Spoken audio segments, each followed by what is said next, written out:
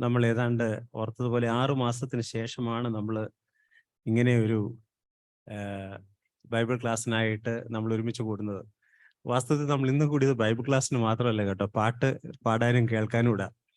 വളരെയധികം നമ്മൾ ആഗ്രഹിച്ചാണ് അതിനായിട്ട് നമ്മൾ കടന്നു വന്നത്. നമ്മുടെ ഇടയിൽ ഒരുപാട് പേര് നന്നായിട്ട് പാടുന്ന ആൾക്കാരുണ്ട്. എല്ലാവർക്കും ഓർത്തതുപോലെ അതിനുള്ള സാധ്യതയുമുണ്ട്. ഇൻസ്ട്രുമെന്റ്സ് വായിക്കാൻ താല്പര്യമുള്ളവർക്ക് ഇൻസ്ട്രുമെന്റ്സ് ഇല്ലാത്തതാണ് പ്രശ്നമെങ്കിൽ, കൊണ്ടുവരാൻ പ്രയാസമാണെങ്കിൽ അത് അറിയിച്ചാൽ അറേഞ്ച് ചെയ്യാനൊക്കെ എന്ന് ഞാൻ നോക്കാം, അത്രേ പറയാനൊക്കത്തുള്ളൂ. ഗിത്താറോ അല്ലെങ്കിൽ ഓർഗനോ ഒക്കെ വേണമെങ്കിൽ സംഘടിപ്പിക്കാനായിട്ട് സാധിക്കും. നന്നായിട്ട് വായിക്കാൻ അറിയാവുന്ന ആൾക്കാർ വരുന്നുണ്ടെങ്കിൽ അടുത്ത ആഴ്ചകളിൽ നമുക്ക് ഈ ശുശ്രൂഷ, ഈ ഗാന ശുശ്രൂഷ അത് ഭംഗിയായിട്ട് നടക്കട്ടെ എന്ന് പ്രാർത്ഥിക്കാം. പ്രത്യേകിച്ച് നമ്മൾ കടന്നു വരുന്നത് ബൈബിൾ സ്റ്റഡിക്ക് മാത്രമല്ലല്ലോ, പാട്ട് പാടാനും കർത്താവിന്റെ സന്നിധിയിൽ നമ്മൾ സന്തോഷിക്കാനും കൂടെ അല്ലേ. ആ നിലയിൽ നമുക്ക് ഈ അവസരങ്ങൾ പ്രയോജനപ്രദമാകട്ടെ എന്ന് നമുക്ക് പ്രാർത്ഥിക്കാം. നമ്മൾ കഴിഞ്ഞ 6 മാസക്കാലവും നമ്മൾ ഒരു വിഷയമാണ് പഠിച്ചത്, the uniqueness of Jesus Christ, ക്രിസ്തുവിന്റെ നിസ്തുല്യത എന്ന വിഷയമാണ് നമ്മൾ പഠിച്ചത്. എബ്രായ ലേഖനത്തിൽ നിന്ന് വളരെ വിശദമായി തന്നെ കർത്താവിന്റെ ദാസൻ ബാജി ഫിലിപ്പ് അങ്കിള് ആ വിഷയം എടുക്കാനായിട്ടിടയായി. വളരെ ഭംഗിയായിട്ട് എടുത്തു, വളരെ നന്നായിരുന്നു. അത് തന്നെ ബലപ്പെടുത്തി. ഒരുപാട് അധ്വാനം അതിന്റെ പുറകിൽ ഉണ്ടായിരുന്നു എന്നുള്ളത് നമ്മൾ വിസ്മരിക്കരുത്. ഒരുപാട് കാര്യങ്ങൾ താൻ മാറ്റിവെച്ചാണ് നമ്മളെ വിഷയം പഠിപ്പിക്കാനായിട്ട് താൻ തയ്യാറായത്. അത് ഓർത്ത് ദൈവത്തെ പ്രത്യേകമായിട്ട് സ്തുതിക്കുന്നു. നമ്മൾ ഇന്ന് മുതൽ ദാനിയേൽ പ്രവചനം പഠിക്കാനായിട്ട് ആരംഭിക്കുക. വാസ്തവത്തിൽ ദാനിയേൽ പ്രവചനത്തിലെ പല ഭാഗങ്ങളും നമ്മൾ എല്ലാവർക്കും കാണാപ്പാഠം. ആദ്യത്തെ 6 അധ്യായം അതില് സിംഹക്കുഴിയിൽ ദാനിയേലിനെ ഇട്ടതും, അതുപോലെ ആ 3 സ്നേഹിതന്മാരെ അവരെ തീച്ചൂളയിൽ ഇട്ടതൊക്കെ നമുക്ക് ഒരർത്ഥത്തിൽ കാണാപ്പാഠമാണ്. പക്ഷേ നമുക്ക് അത്ര അധികം അറിയാത്തതാണ് 7-ാം അധ്യായം മുതലുള്ളതായിരിക്കുന്ന പ്രവചന ഭാഗങ്ങൾ. അപ്പൊ ദാനിയേൽ പ്രവചനത്തിന്റെ ഒരു പ്രത്യേകത എന്ന് പറയുന്നത്, നമുക്ക് അറിയാവുന്ന ഭാഗങ്ങൾ ഉണ്ട്, അതിൽ നിന്ന് ഒരുപാട് കാര്യങ്ങൾ നമുക്ക് പഠിക്കാനായിട്ട് ഓർക്കാനായിട്ട് കഴിയും. അതോടൊപ്പം തന്നെ നമുക്ക് അത്ര പരിചയമില്ലാത്തതായിരിക്കുന്ന ഭാഗങ്ങളും ദാനിയേൽ പ്രവചനത്തിൽ ഉണ്ട്. നമ്മൾ ഈ ദാനിയേൽ പ്രവചനം പഠിക്കുന്നതിന് മുമ്പ് ദാനിയേൽ പ്രവചനത്തിന്റെ ഒരു ഓവർവ്യൂ നമ്മൾ കേൾക്കുന്നത് നല്ലതാണ്. ദാനിയേൽ പ്രവചനത്തിന്റെ ഒരു ഓവർവ്യൂ. നമ്മുടെ ഇടയിൽ ഇന്ന് കുഞ്ഞുങ്ങളൊക്കെ ഉണ്ട്, അപ്പൊ അതുകൊണ്ട് അവർക്കും കൂടെ മനസ്സിലാകത്തക്കവണ്ണം നമ്മൾ അല്പം സ്ലോ ആയിട്ടേ പോകാനൊക്കത്തുള്ളൂ. നമ്മളെല്ലാവർക്കും ഒരുപോലെ ഇത് പഠിക്കാനായിട്ട് ഇടയാകണം. ആദ്യത്തെ അധ്യായം, 1-ാമത്തെ അധ്യായം ദാനിയേൽ അടിമയായിട്ട് ബാബിലോണിലേക്ക് പോകുന്നതായിരിക്കുന്ന വിവരണമാണ്. 2-ാമത്തെ അധ്യായം നെബൂഖദ്നേസർ രാജാവ് ഒരു ബിംബം കാണുന്നു. ആ ബിംബത്തിനെ കുറിച്ചുള്ളതായിരിക്കുന്ന വർണ്ണന, അതിന്റെ ഡീറ്റെയിൽസും ആ 2-ാം അധ്യായത്തിലുണ്ട്. 3-ാം അധ്യായത്തിൽ നെബൂഖദ്നേസർ രാജാവ് ഒരു സ്വർണ്ണ ബിംബം വെക്കുന്നു. ആ സ്വർണ്ണ ബിംബത്തെ കുറിച്ചുള്ളതായിരിക്കുന്ന അതുമായിട്ട് ബന്ധപ്പെട്ട് 3 പേരെ തീയിലിടുന്ന രംഗമാണ് 3-ാമത്തെ അധ്യായം. 4-ാമത്തെ അധ്യായത്തിൽ നെബൂഖദ്നേസർ രാജാവ് തന്റെ ഗർവം നിമിത്തം, തന്റെ ഞാൻ എന്ന ഭാവം നിമിത്തം ദൈവം തന്നെ ശിക്ഷിക്കുന്നതും നമുക്ക് കാണാൻ സാധിക്കും. താൻ കാളയെ പോലെ പുല്ലൊക്കെ തിന്നുന്നതാണ് 4-ാം അധ്യായം. 5-ാം അധ്യായത്തിൽ ബാബിലോൺ സാമ്രാജ്യത്തിന്റെ അവസാനം.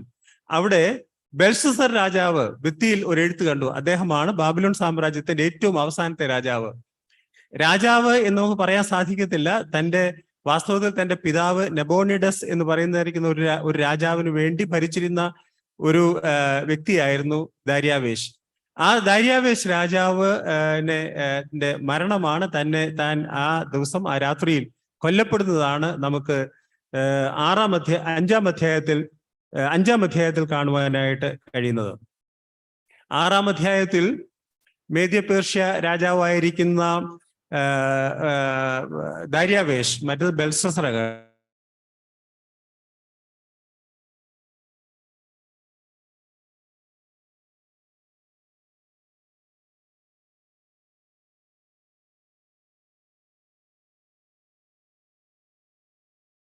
വിവരണമാണ്. വാസ്തവത്തിൽ 2-ാം അധ്യായത്തിൽ, ദാനിയേൽ പ്രവചനം 2-ാം അധ്യായത്തിൽ ആ നെബൂഖദ്നേസർ കണ്ടതായിരിക്കുന്ന സ്വർണ്ണബിംബം, ആ ബിംബം 4 പ്രധാനപ്പെട്ട സാമ്രാജ്യങ്ങളെയാണ് കാണിക്കുന്നത്. 4 പ്രധാനപ്പെട്ട സാമ്രാജ്യങ്ങളെ. നമുക്കറിയാം ആ സാമ്രാജ്യങ്ങൾ എന്ന് പറയുന്നത് ബാബിലോൺ, മേദ്യ പേർഷ്യ, അതുപോലെ ഗ്രീസ് അഥവാ യവന സാമ്രാജ്യം, റോമൻ സാമ്രാജ്യം. അതേ വിഷയം തന്നെയാണ് 7-ാം അധ്യായത്തിൽ ദാനിയേൽ കാണുന്ന ദർശനവും. ദാനിയേൽ കാണുമ്പോഴും അതേ കാര്യമാണ് കാണുന്നത്. പക്ഷേ 7-ാം അധ്യായത്തിന്റെ പ്രത്യേകത എന്ന് പറയുന്നത് ദാനിയേൽ കാണുമ്പോൾ മൃഗത്തിന്റെ സ്വഭാവത്തിലാണ് ഈ 4 സാമ്രാജ്യങ്ങളെ കാണുന്നത്.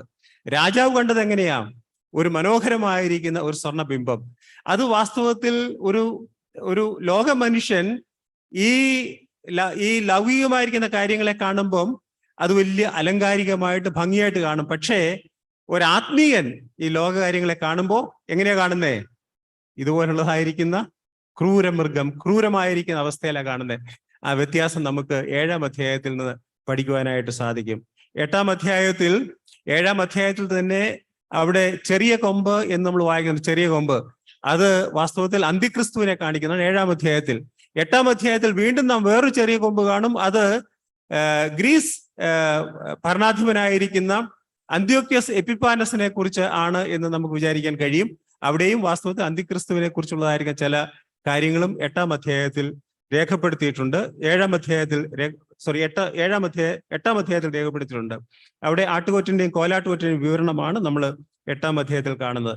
9-ാം അധ്യായം നമുക്ക് എല്ലാവർക്കും അറിയാം, 70 ആഴ്ചവട്ടത്തെ കുറിച്ചുള്ളതായിരിക്കുന്ന അധ്യായമാണ്. 70 ആഴ്ചവട്ടത്തെ കുറിച്ച് മനോഹരമായിരിക്കുന്ന അധ്യായമാണ്. വാസ്തവത്തിൽ 9-ാം അധ്യായം വലിയ പ്രശ്നം ഉണ്ടാക്കിയിട്ടുള്ള അധ്യായമാണ്. 9-ാം അധ്യായം മാത്രമല്ല കേട്ടോ, ദാനിയേൽ പ്രവചനം വാസ്തവത്തിൽ തന്നെ ദൈവദാസന്മാർ എന്ന് പറയാൻ ഒക്കത്തില്ല, ക്രിട്ടിക്സിന്റെ മധ്യ വലിയ പ്രശ്നം ഉണ്ടാക്കി. കാര്യം എന്താ അറിയാമോ? ഈ പുസ്തകത്തിലുള്ള അത്രയും കൃത്യത, ആക്യുറേറ്റ്നെസ്, പ്രിസൈസ്നെസ് വേറെ ഒരു പ്രവചന പുസ്തകത്തിലും കാണാനായിട്ട് സാധിക്കത്തില്ല. മറ്റു പുസ്തകങ്ങളിലും കൃത്യത ഉണ്ട് കേട്ടോ. യെശയ്യാവ് കോരശ് രാജാവിന് 100 വർഷത്തിലും അധികം മുമ്പ് ജീവിച്ചിരുന്ന രാജാവാ. താൻ യെശയ്യാ പ്രവചനം എഴുതിയപ്പോൾ കോരശ് രാജാവ് എന്ന് പേര് പറഞ്ഞ് എഴുതിയിട്ടുണ്ട്. അപ്പൊ എന്തോ ഒരു കൃത്യതയാ അല്ലേ ഉള്ളേ? അതുപോലെ അനേക കൃത്യതകൾ നമുക്ക് ദൈവവചനത്തിൽ പ്രവചനത്തിൽ കാണാൻ കഴിയും. പക്ഷെ ദാനിയേൽ പ്രവചനത്തിന്റെ പ്രത്യേകത എന്ന് പറഞ്ഞാൽ വളരെ കൃത്യത. ഇങ്ങനെ നമ്മൾ ഡേറ്റ് എടുത്തു വെച്ച് നോക്കിയാൽ കറക്റ്റായിട്ട് കിട്ടുന്ന കൃത്യതയാണ് ദാനിയേൽ പ്രവചനത്തിലുള്ളത്. 9-ാം അധ്യായം നമുക്കറിയാം 70 ആഴ്ചവട്ടത്തെ കുറിച്ചുള്ളതായിരിക്കുന്ന പ്രദർശനമാണ്. 10-ാം അധ്യായം ദൈവമഹത്വം ദാനിയേലിന് കാണിച്ചു കൊടുക്കുക. ദൈവമഹത്വം ദാനിയേലിന് കാണിച്ചു കൊടുക്കുന്നതാണ് 10-ാം അധ്യായം. അപ്പോഴത്തേക്ക് ദാനിയേലിന് ഒരു 87 വയസ്സ് ആയിട്ടുണ്ട്. ഒരു 85-87 വയസ്സായിട്ടുണ്ട്. അപ്പൊ നമ്മളൊന്ന് ആലോചിച്ച് നോക്കൂ. 1-ാം അധ്യായത്തിൽ ഒരു ചെറുപ്പക്കാരൻ ഒരു പക്ഷേ ഒരു 14 തൊട്ട് 18 വയസ്സ് വരെ ഉള്ളപ്പോഴായിരിക്കണം ഈ യുവാവ് താൻ എക്സൈലായിട്ട് അഥവാ പരദേശിയായിട്ട് അഥവാ അടിമയായിട്ട് ബാബിലോണിലേക്ക് പോകുന്നത്. അദ്ദേഹത്തിന് അന്നൊരു 14 തൊട്ട് 18 വയസ്സ് വരെ പ്രായം കാണും. ഇപ്പൊ എത്ര വയസ്സായി? ഒരു 85, 87, 88 വയസ്സായി. അപ്പോൾ 85, 87, 88 വയസ്സുള്ളതായിരിക്കുന്ന വയോവൃദ്ധന് ദൈവം എന്ത് ചെയ്തു കൊടുത്തു? ദൈവം തന്നെ വെളിപ്പെടുത്തി കൊടുത്തു. ഒന്ന് ആലോചിച്ച് നോക്കിയേ.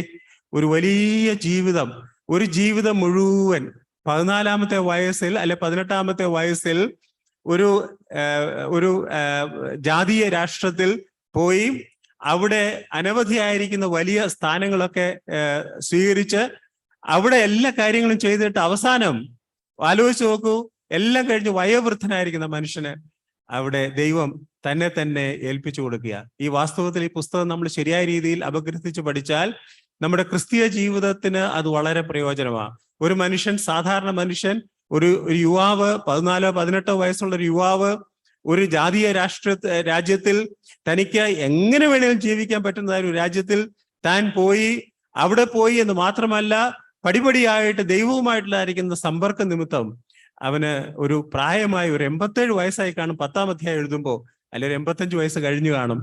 അവൻ കോരശ് രാജാവിന്റെ 3-ാം ആണ്ടിലാണ് അത് എഴുതുന്നത്. അപ്പോഴത്തേക്ക് അവന്റെ അവസാന കാലഘട്ടം ആയി കഴിഞ്ഞു. ആലോചിച്ച് നോക്കൂ, എന്തോ ഒരു വലിയ ഒരു ജീവിതമാണ് അല്ലേ? ഇതുപോലൊരു ജീവിതം നമുക്ക് പറയാൻ കഴിയുമോ?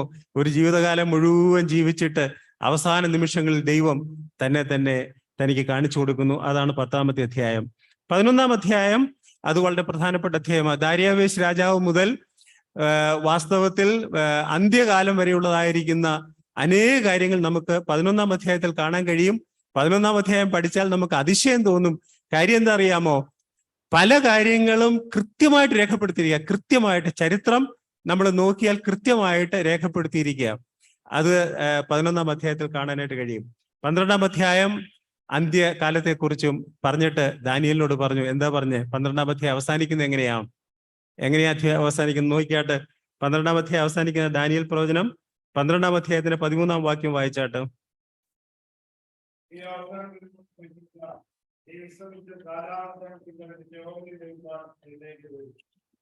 അതെ, ദേവദാസനോട് ദൈവം പറയുക, എന്താ പറയുക? നീയോ അവസാനം വരുവോളം പൊയ്ക്കൊള്ളുക, നീ വിശ്രമിച്ച കാലാവസാനത്തിങ്കൽ നിന്റെ ഓഹരി പ്രാപിപ്പാനായിട്ട് എഴുന്നേറ്റ് വരും. എന്തോ ഒരു ജീവിതമല്ലേ! ഒരർത്ഥത്തിൽ നമ്മെ ഈ ജീവിതം, ഈ പഠനം നമ്മെ നിർബന്ധിച്ചില്ലെങ്കിൽ ദൈവത്തിനു വേണ്ടി ജീവിക്കാനായിട്ട് ഇതുപോലൊരു മനുഷ്യനെ നമുക്ക് വാസ്തവത്തിൽ എൻ്റെ നോട്ടത്തിൽ തിരുവനന്തപുരത്ത് തന്നെ കാണാൻ സാധിക്കത്തില്ല. അബ്രഹാം ഒക്കെ വിശ്വാസവീരന്മാരായിരുന്ന അബ്രഹാമിന്റെ കുറവുകളെ കുറിച്ച് രേഖപ്പെടുത്തിയിട്ടുണ്ട്. പക്ഷേ ദാനിയേലിനെ കുറിച്ച് സംബന്ധിച്ചിടത്തോളം ഒരു കുറവും രേഖപ്പെടുത്തിയിട്ടില്ല. ഇതുപോലൊരു മനുഷ്യനെ, ദൈവത്തോട് അടുത്ത് ജീവിച്ചു എന്ന് മാത്രമല്ല, ഇത്ര ഒരു മനുഷ്യനെ കാണാൻ കഴിയത്തില്ല. അതുകൊണ്ട് എന്താ, ദൈവം തന്നെ പ്രദർശിപ്പിച്ചു കൊടുത്തു എന്ന് മാത്രമല്ല, ദൈവം പറഞ്ഞു, നീ പൊയ്ക്കൊള്ളുക, കാലാവസാനത്തിൽ നിന്റെ ഓഹരി പ്രാപിപ്പാൻ നീ എഴുന്നേറ്റ് വരും. നമ്മള് ദാനിയേൽ പ്രവചനം എന്തുകൊണ്ട് പഠിക്കണം എന്നുള്ളതിന്റെ ഒരു നക്ഷലാണ് വാസ്തവത്തിൽ നമ്മളിപ്പോൾ പറഞ്ഞത്. ദാനിയേൽ പ്രവചനം നമ്മൾ പഠിച്ചാൽ അതിൻ്റെ അകത്ത് ഒന്ന് രണ്ട് അതിൻ്റെ ഓരോ പ്രവചനത്തിനും അതിൻ്റെതായിരിക്കുന്ന ഒരു കീ വേർഡ്സ് ഉണ്ടാവും, അല്ലെ? ഒരു കീ വേർഡ്സ്, താക്കോൽ വാക്യം, ഇതിന്റെ താക്കോൽ ആശയം. ഈ പ്രവചനത്തിന്റെ, ദാനിയേൽ പ്രവചനത്തിന്റെ താക്കോൽ ആശയം എന്താണെന്ന് ഞാൻ നിങ്ങളോട് പറയാം. 2-ാം അധ്യായത്തിന്റെ 21-ാമത്തെ വാക്യം വായിച്ചാട്ടോ.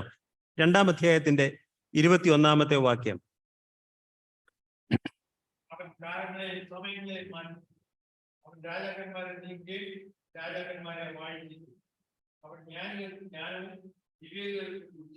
കൊടുക്കുന്നു. അതുപോലെ 4-ാം അധ്യായത്തിന്റെ 17-ാം വാക്യം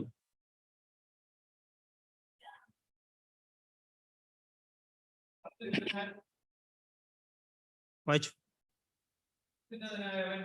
മനുഷ്യരുടെ രാജ്യങ്ങളെ കാണുകയും അതിനെ തന്നെ കൊടുക്കുകയും മനുഷ്യരിൽ അധമനായവനെ അതിന്മേൽ മാഴുകയും ചെയ്യുന്നു എന്ന് ജീവനോട് ഇരിക്കുന്നവർ മതി അറിയേണ്ടതിന് ഈ പുസ്തകത്തിന്റെ നക്ഷൽ എന്ന് പറയുന്നത്, അഥവാ ഈ ചിന്ത എന്ന് പറയുന്നത്, ഏറ്റവും പ്രധാനപ്പെട്ടതായ ചിന്ത എന്ന് പറയുന്നത് അത്യുന്നതൻ വാഴുന്നു എന്നുള്ളതാണ്.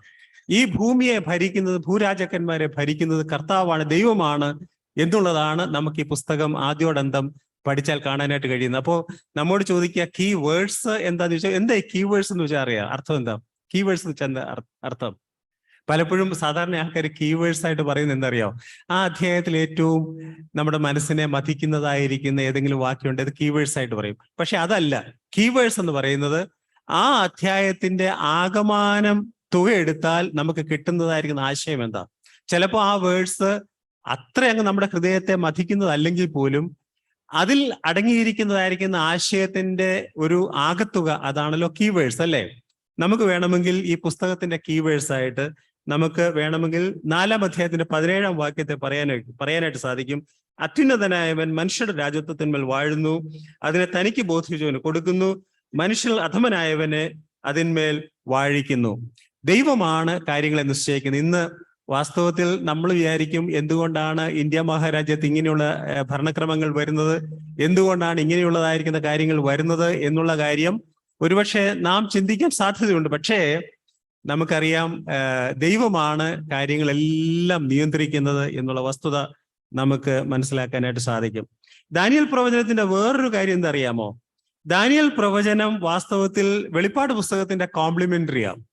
ഇത് രണ്ടും തമ്മില് എന്താ പറയാ, വളരെ ക്ലോസാണ്. മലയാളത്തിൽ പറയും ചക്കരയും തേങ്ങ എന്ന് പറയും. കൃത്യമായിട്ട് പറഞ്ഞാൽ ഒന്നിനോട് അങ്ങനെ യോജിച്ച് പറ്റി നിൽക്കുന്നതാണ്. വെളിപ്പാട് പുസ്തകം ഇല്ലെങ്കിൽ ദാനിയേൽ പ്രവചനം പഠിക്കാനായിട്ട് പ്രയാസമാണ്. ദാനിയേൽ പ്രവചനം ഇല്ലായിരുന്നെങ്കിൽ വെളിപ്പാട് പുസ്തകം പഠിക്കാനായിട്ടും നമുക്ക് വാസ്തവത്തിൽ പ്രയാസം. അതുകൊണ്ട് നമ്മളിത് പഠിക്കുമ്പോൾ വെളിപ്പാട് പുസ്തകത്തിൽ നിന്ന് പല കാര്യങ്ങൾ നമുക്ക് റെഫർ ചെയ്യേണ്ടതായിട്ട് വരും. പ്രത്യേകിച്ച് 7-ാം അധ്യായത്തിന് ശേഷം ഒരുപാട് കാര്യങ്ങൾ വെളിപ്പാട് പുസ്തകം നമുക്ക് പഠിക്കാനായിട്ട് ഇടയാകും. നമുക്ക് എല്ലാവർക്കും ഇതുപോലെ വന്ന് നമുക്ക് പാട്ടൊക്കെ പാടി സന്തോഷിച്ച് ദൈവവചനം അല്പം കേട്ട് നമുക്ക് ഒരുമിച്ച് പോകാനായിട്ട് വരും ദിവസങ്ങളിൽ നമ്മെ സഹായിക്കട്ടെ. അപ്പോ നമ്മൾ ഓർത്തതുപോലെ ദാനിയേൽ പ്രവചനത്തിന്റെ പ്രത്യേകത എന്ന് പറയുന്നത്, ഒന്ന്, ഇത് നമ്മെ പഠിപ്പിക്കുന്നത് അത്യുന്നതൻ വാഴുന്നു എന്നുള്ളതാണ്. അത്യുന്നതൻ വാഴുന്നു, സകലത്തെയും ഭരിക്കുന്നത് ദൈവമാണ് എന്നുള്ളതാണ്. നമ്മൾ 24-ാം സങ്കീർത്തനം 1-ാം വാക്യത്തിൽ അവിടെ നമ്മൾ എന്താ കാണുന്നത്? 24-ാം സങ്കീർത്തനം 1-ാം വാക്യം ആർക്കെങ്കിലും ഓർമ്മയുണ്ടോ? പറഞ്ഞു, ശരിയാ. ഭൂമി അതിന്റെ പൂർണ്ണതയും ഭൂതലവും അതിന്റെ നിവാസികളും യഹോവയ്ക്കുള്ളതാകുന്നു. ദൈവമാണ് വാഴുന്നത്. നമ്മൾ വിചാരിക്കും സാത്താനാ വാഴുന്നതെന്ന്. സാത്താൻ, നമ്മൾ ആ വിഷയം പഠിച്ചപ്പോൾ, സാത്താൻ എന്ന വിഷയം പഠിച്ചപ്പോൾ നമ്മൾ ഓർക്കുകയുണ്ടായി, സാത്താൻ ആണ് ഈ ലോകത്തിന് ദൈവം എന്ന് നമ്മൾ വായിക്കുന്നത്. ലോകത്തിന്റെ ദൈവം സാത്താനാണ്. പക്ഷെ ലോകം എന്നത് അവിടെ ട്രാൻസ്ലേറ്റ് ചെയ്തിരിക്കുന്നത് വാസ്തവത്തിൽ ഈ ഭൂമി എന്ന അർത്ഥത്തിലല്ല, വാഴ്ചകൾ എന്ന അധികാരത്തിൽ. വാഴ്ചകൾ, അങ്ങനെയും അതിനെ ട്രാൻസ്ലേറ്റ് ചെയ്യാൻ സാധിക്കും. വാഴ്ചകൾ, അധികാരങ്ങൾ എന്ന അർത്ഥത്തില. അപ്പൊ ഈ ലോകത്തിന്റെ അധിപതി ആരാ? ലോകത്തിന്റെ അധിപതി ആരാ? കർത്താവായ യേശുക്രിസ്തു താൻ തന്നെയാ. പിന്നെ ആരാണ് ഈ ലോകത്തിന്റെ വാഴ്ചയുടെ അധികാരി? ഈ വാഴ്ചകളും അധികാരങ്ങളും എല്ലാം ആരുടെ കയ്യിലാ? അത് സാത്താന്റെ കയ്യിലാ. അത് സാത്താന്റെ കയ്യിലാ. പക്ഷെ ഈ ലോകം എന്ന് പറയുന്ന ഭൂമിയും അതിന്റെ പൂർണ്ണതയും അത് യഹോവയ്ക്കുള്ളതാണ് എന്ന് നമുക്ക് കാണാനായിട്ട് സാധിക്കും. അപ്പൊ എല്ലാത്തിനെയും നിയന്ത്രിക്കുന്നത് കർത്താവാണ്, ദൈവമാണ് എന്നുള്ള വസ്തുത നമുക്ക് ഈ പുസ്തകത്തിൽ നിന്ന് മനസ്സിലാക്കാനായിട്ട് സാധിക്കും. ദാനിയേലിന്റെ സ്വഭാവ സവിശേഷതകളെ കുറിച്ച് നമുക്ക് ഇങ്ങനെ പറയാനായിട്ട് സാധിക്കും. ഒരുപാട് കാര്യങ്ങൾ പറയാനുണ്ട്. അത് നമ്മൾ പഠിക്കുമ്പോൾ നമുക്ക് മനസ്സിലാവും. ഒന്ന്, തന്റെ വിശ്വാസമാണ്. തന്റെ വിശ്വാസം അത് ഭയങ്കര വിശ്വാസം കേട്ടോ. രണ്ടാം അധ്യായത്തിൽ നെബൂഖദ്നേസർ രാജാവ് പറഞ്ഞു, നീ സ്വപ്നം പറയണം, പിന്നെ അത് വ്യാഖ്യാനിക്കാൻ വേണം എന്ന് പറഞ്ഞല്ലേ? വ്യാഖ്യാനിക്കാൻ വേണം എന്ന് പറഞ്ഞു. അപ്പോൾ സാധാരണഗതിയിൽ നമ്മളാണെങ്കിൽ, നമുക്കൊക്കെ ആണെങ്കിൽ സ്വപ്നം നമുക്ക് അറിയാമെങ്കിൽ, ദൈവം നമുക്ക് വെളിപ്പെടുത്തി തന്നിട്ടുണ്ടെങ്കിൽ നമ്മൾ രാജാവിനോട് പറയും, രാജാവെ ഞാൻ നിങ്ങൾക്ക് പറഞ്ഞു തരാം എന്ന് പറയും. പക്ഷെ വെളിപ്പെട്ട് കിട്ടുന്നതിന് മുമ്പ് പറയുമോ? പറയത്തില്ല. അങ്ങനെ പറയാനുള്ള ധൈര്യമൊന്നും നമുക്കില്ല. പക്ഷേ ദാനിയേൽ എന്ത് പറഞ്ഞു? ഞാൻ പറഞ്ഞു തരാം എന്ന് പറയുകയും രാജാവിന് പ്രോമിസ് ചെയ്തും കൊടുത്തു. എന്നിട്ട് പോയി പ്രാർത്ഥിച്ച് ആ വെളിപ്പാട് ലഭിച്ചു എന്നുള്ളത് എന്തൊരു വിശ്വാസം അല്ലേ? ഇത്ര വിശ്വാസം നമുക്ക് വാസ്തവത്തിൽ നമ്മൾ വേദപുസ്തകത്തിൽ വായിക്കുന്നത് വിശ്വാസത്തിൽ വർദ്ധിച്ചു വരേണ്ട ആവശ്യമാണ്. ഏത് വിശ്വാസമാണ് അത്? രക്ഷിക്കപ്പെടാനുള്ള വിശ്വാസമാണോ? അല്ലല്ല. നമ്മുടെ കർത്താവിലുള്ളതായിരിക്കുന്ന വിശ്വാസം, നമ്മുടെ ആവശ്യങ്ങൾക്ക് കർത്താവ് മതിയായവനാണ് എന്നുള്ളതായിരിക്കുന്ന വിശ്വാസം. നമ്മൾ എബ്രായ ലേഖനം പഠിച്ചപ്പോൾ എബ്രായ ലേഖനം 11-ാം അധ്യായത്തിൽ അവിടെ നമ്മൾ വിശ്വാസ വീരന്മാരുടെ പട്ടിക ഉണ്ടല്ലേ? വിശ്വാസ വീരന്മാർ എന്നാണ് നമ്മൾ പറയുന്നത്. പക്ഷേ നമുക്ക് അങ്ങനെ കൃത്യമായിട്ട് വിശ്വാസ വീരന്മാർ എന്ന് പറയുന്നതിനെക്കാട്ടിൽ വിശ്വാസത്താൽ അനേക കാര്യങ്ങൾ സാധിച്ചവർ എന്ന് പറയുന്നതാണ് ശരി. വീരന്മാർ എന്ന് വെച്ചാൽ ജീവിതാവസാനം വരെ ദാനിയേലിന്റെ കൂട്ടുള്ളതായിരിക്കും. ജീവിതാവസാനം വരെ വിശ്വാസം പിടിച്ച് അല്ലാത്ത ആൾക്കാരെയും നമുക്ക് അവിടെ കാണാൻ കഴിയും. തെറ്റുകൾ ചെയ്തവരെയൊക്കെ കാണാൻ കഴിയും. അപ്പൊ വിശ്വാസ വീരന്മാർ എന്ന് പറയുന്നതിനേക്കാൾ വിശ്വാസത്താൽ അനേക കാര്യങ്ങൾ സാധിച്ചവരുടെ പട്ടികയാണ് 11-ാം അധ്യായത്തിൽ. 11-ാം അധ്യായത്തിൽ ദാനിയേലിന്റെ പേര് പറഞ്ഞിട്ടില്ല. പറയാത്തതിന്റെ കാരണം അവിടെ പറഞ്ഞിട്ടുണ്ട്. എന്താ പറഞ്ഞിരിക്കുന്നത്? വിസ്താര ഭയത്താലാണെന്ന് നമ്മൾ 11-ാം അധ്യായത്തിൽ പറഞ്ഞുകൊണ്ട് ഇതൊക്കെ പറയാനായിട്ട് എനിക്ക് സമയം പോരാ എന്ന് പറഞ്ഞിട്ട് അവിടെ പറയുക. എന്തൊക്കെയാ പറയുക? 33-ാം വാക്യത്തിൽ സിംഹങ്ങളുടെ വായടച്ചു, തീയുടെ ബലം കെടുത്തു എന്നൊക്കെ അവിടെ ജനറലായിട്ട് പറഞ്ഞിട്ടുണ്ട്. അവിടെയും ദാനിയേലിനെ കുറിച്ച് ആ ലേഖനകാരൻ രേഖപ്പെടുത്തിയിട്ടുണ്ട് എന്നുള്ളതാണ്. അപ്പോൾ തന്റെ വിശ്വാസം അത് നമുക്ക് അനുകരണീയമായിരിക്കുന്ന, അഥവാ നമുക്ക് പിടിച്ചുകൊള്ളാൻ നമ്മൾ ആഗ്രഹിക്കേണ്ടതായിരിക്കുന്ന വിഷയമാണ്. രണ്ടാമത്, ദാനിയേലിന്റെ ഈ പുസ്തകം പഠിച്ചാൽ നമ്മെ സ്ട്രൈക്ക് ചെയ്യുന്നൊരു കാര്യം അറിയാമോ? നമ്മെ പെട്ടെന്ന് പിടിച്ചു കുലുക്കുന്ന ഒരു കാര്യം അറിയാമോ? തന്റെ വിശ്വസ്തത. 4 രാജാക്കന്മാരുടെ കീഴിൽ ഈ ദാനിയേൽ മിനിമം വലിയ ഉന്നതമായിരിക്കുന്ന സ്ഥാനം വഹിച്ചതായിട്ട് തിരുവചനത്തിലുണ്ട്. നെബൂഖദ്നേസർ, അതുപോലെ നമ്മൾ ആരെയൊക്കെ കാണുന്നത്, പിന്നെ ബെൽഷസർ, ദാര്യാവേസ്, കോരശ്, ഈ 4 രാജാക്കന്മാരുടെ കാര്യം നമുക്ക് കാണാൻ സാധിക്കും. പക്ഷെ വാസ്തവത്തിൽ നെബൂഖദ്നേസറിനും ബെൽഷസറിനും ഇടയ്ക്ക് വേറെ രാജാക്കന്മാരും ഉണ്ടായിരുന്നു. അവരൊക്കെ വളരെ കുറച്ച് നാളുകളെ ഭരിച്ചുള്ളൂ. അവരുടെ കാലത്ത് പ്രത്യേകിച്ചൊന്നും ദാനിയേലിന് എഴുതാനായിട്ട് കിട്ടിയില്ല, അഥവാ അങ്ങനെ എഴുതിയില്ല. അതുകൊണ്ട് അത് രേഖപ്പെടുത്തി കിട്ടിയിട്ടില്ലെന്നുള്ളതേ ഉള്ളൂ.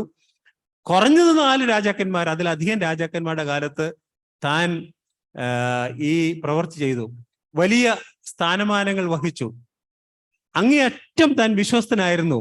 നമുക്കറിയാം, മേദിനായിരിക്കുന്ന ദാര്യാവേശ് രാജാവ് രാജഭരണം ഏറ്റപ്പോ തന്റെ എല്ലാ രാജ്യത്തിനും മുകളിലായിട്ട് 120 ദേശാധിപതിമാരെ താൻ അപ്പോയിന്റ് ചെയ്തു. അതിന്റെ മുകളിൽ 3 പേരെ വെച്ചു. 3 പേരിൽ ഒരാൾ ആരായിരുന്നു? ദാനിയേൽ. എന്തോരു വിശ്വസ്തനല്ലേ? നമ്മള് വാസ്തവത്തിൽ 12-ാം സങ്കീർത്തനത്തിൽ ആ വാക്യം എന്ന് വെച്ചാൽ 12-ാം സങ്കീർത്തനം 1-ാം വാക്യം അവിടെ എന്താ രേഖപ്പെടുത്തിയിരിക്കുന്നത്? 12-ാം സങ്കീർത്തനം 1-ാം വാക്യത്തിൽ നമ്മൾ എന്താ വായിക്കുന്നത്? രക്ഷിക്കണ ഭക്തന്മാർ ഇല്ലാതെ പോകുന്നു, വിശ്വസ്തന്മാർ മനുഷ്യപുത്രന്മാരിൽ കുറഞ്ഞിരിക്കുന്നു. വിശ്വസ്തന്മാർ മനുഷ്യപുത്രന്മാരിൽ കുറഞ്ഞിരിക്കുന്നു. വാസ്തവത്തിൽ വിശ്വസ്തത എന്ന് പറയുന്നത്, ഈ സെക്കുലർ ലൈഫിൽ വിശ്വസ്തത പാലിക്കുക എന്ന് പറയുന്നത് വളരെ പ്രധാനമാണ്. ഞാൻ ഓർക്കുന്നുണ്ട്, ഒരു പ്രാവശ്യം ദുബായില് ഒരു നല്ല സഹോദരൻ കേട്ടോ, നിങ്ങൾ സഹോദരൻ ഡിസ്കൗണ്ട് ഒന്നും ചെയ്യണ്ട, നല്ല സഹോദരൻ, ആത്മീയനൊക്കെ കേട്ടോ. അപ്പൊ എന്നോട് പറഞ്ഞു, ഒരു ദിവസം പറഞ്ഞു, ബ്രദറെ കുഴപ്പമില്ല, സ്റ്റാപ്ലർ ഉണ്ടല്ലോ, സ്റ്റാപ്ലർ സാറല്ലോ, ഞങ്ങളുടെ കമ്പനിയിൽ ഇഷ്ടം പോലെ സ്റ്റാപ്ലർ ഉണ്ടെന്ന് പറഞ്ഞു. ഞങ്ങളുടെ കമ്പനിയിൽ ഇഷ്ടം പോലെ സ്റ്റാപ്ലർ ഉണ്ട് എന്ന് പറഞ്ഞു. എന്ന് വെച്ചാൽ അവിടുന്ന് എടുത്തതാണ്, ഇദ്ദേഹത്തിന്റെ ഉള്ളത്, അവിടുന്ന് ഇഷ്ടം പോലെ സ്റ്റാപ്ലർ ഉണ്ട്. ഞാൻ പറയുന്നത് ഞാൻ അദ്ദേഹത്തോട് അപ്പൊ തന്നെ പറഞ്ഞു, ബ്രദറെ അത് പാടില്ല, ഇത് നമ്മുടേതല്ല, നമുക്ക് ശമ്പളം തരുന്നുണ്ട്, ഒരു സ്റ്റാപ്ലർ കടയിൽ നിന്ന് മേടിച്ചാൽ മതി, ഇത് അങ്ങോട്ടും കൊടുത്തേക്കാൻ പറഞ്ഞു. അപ്പോ ഞാൻ പറയാൻ വന്നത്, ചെറിയ കാര്യങ്ങളിൽ വിശ്വസ്തനായിരിക്കുക എന്നുള്ളത്. നമ്മൾ ഈ പുസ്തകം പഠിച്ചാൽ നമുക്കത് ശരിയായിട്ട് മനസ്സിലാക്കാൻ കഴിയും. ചെറിയ കാര്യങ്ങൾ, സെക്കുലർ ലൈഫിൽ വിശ്വസ്തനായിരിക്കുക എന്നുള്ളത്, പേഴ്സണൽ ലൈഫിൽ വിശ്വസ്തനായിരിക്കുക എന്നുള്ളത് വാസ്തവത്തിൽ ഈ പുസ്തകം നമ്മെ പഠിപ്പിക്കുക.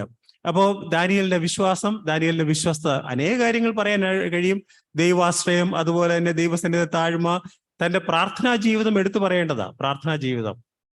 പ്രാർത്ഥന കൊണ്ട് ഒരുപാട് കാര്യങ്ങൾ സാധിച്ച മനുഷ്യനാണ് ദാനിയേൽ, അല്ലേ? നമുക്കറിയാം 9-ാം അധ്യായത്തിൽ താൻ പ്രാർത്ഥിച്ചു കൊണ്ടിരിക്കുമ്പോ ഗബ്രിയേൽ ദൂതൻ വന്നു. അപ്പോ സ്വർഗത്തെ ഇളക്കുവാൻ കഴിയുന്ന പ്രാർത്ഥന, സ്വർഗത്തിൽ പ്രവർത്തിപ്പിക്കാൻ കഴിയുന്ന പ്രാർത്ഥന, അങ്ങനെയുള്ളതായിരിക്കുന്ന പ്രാർത്ഥന ചെയ്യുവാൻ കഴിവുള്ളതായിരിക്കുന്ന ദേവദാസനായിരുന്നു ദാനിയേൽ. നമ്മൾ ഈ ഭാഗം പഠിച്ചു വരുമ്പോൾ പ്രാർത്ഥനയുടെ പ്രധാനപ്പെട്ട കാര്യങ്ങളെല്ലാം നമുക്ക് പഠിക്കാൻ കഴിയും. കാര്യം അനേക സ്ഥലങ്ങളിൽ പ്രാർത്ഥന നമുക്ക് കാണാനായിട്ട് സാധിക്കും. നമ്മൾ ഓർത്തതുപോലെ ദാനിയേല് പ്രവാസത്തിലേക്ക് പോകുമ്പോൾ ദാനിയേലിന് ഒരു 14 വയസ്സ് തുടങ്ങി 18 വയസ്സ് വരെ ദൈവദാസന്മാരുടെ മധ്യ വ്യത്യസ്തമായിരിക്കുന്ന അഭിപ്രായങ്ങളുണ്ട്. നമുക്ക് കൃത്യമായ ഒരു ദിവസം പറയാൻ സാധിക്കത്തില്ല, കാര്യം ബൈബിൾ എഴുതിയിട്ടില്ല. എങ്കിലും നമ്മൾ വിചാരിക്കുന്ന ഒരു 10-18 വയസ്സെങ്കിലും ഈ യുവ ദൈവദാസനുണ്ട് എന്ന് നമ്മൾ വിചാരിക്കുക. താൻ ബാബിലോണിലേക്ക് കടന്നു പോകുന്നത് BC 605 ക്രിസ്തുവിന് 605 വർഷം മുമ്പാണ് താൻ ബാബിലോണിലേക്ക് കടന്നു പോകുന്നത്. നമ്മൾ 1-ാം അധ്യായം പഠിക്കുമ്പോൾ അതിന്റെ ഡീറ്റെയിൽസ് നമുക്ക് പഠിക്കാനായിട്ട് സാധിക്കും. BC 605 ഒരു പ്രത്യേകതയുണ്ട്. അതെന്താന്ന് ചോദിച്ചാൽ, പുരാതന ലോകത്തിൽ ഉണ്ടായിരുന്നതായിരിക്കുന്ന ഒരു വലിയ യുദ്ധം, ഒരു പ്രധാനപ്പെട്ട യുദ്ധമായിരുന്നു BC 605 നടന്നത്. ബാറ്റിൽ ഓഫ് കർക്കമീഷ് എന്ന് പറയും. കർക്കമീഷിൽ ഉണ്ടായിരുന്ന യുദ്ധം. നമുക്ക് യെരമ്യാ പ്രവചനം 46-ാം അധ്യായത്തിൽ 1-ാമത്തെ വാക്യം ഒന്ന് വായിച്ചാട്ടെ. യെരമ്യാ പ്രവചനം 46-ാം അധ്യായത്തിന് 1-ാമത്തെ വാക്യം.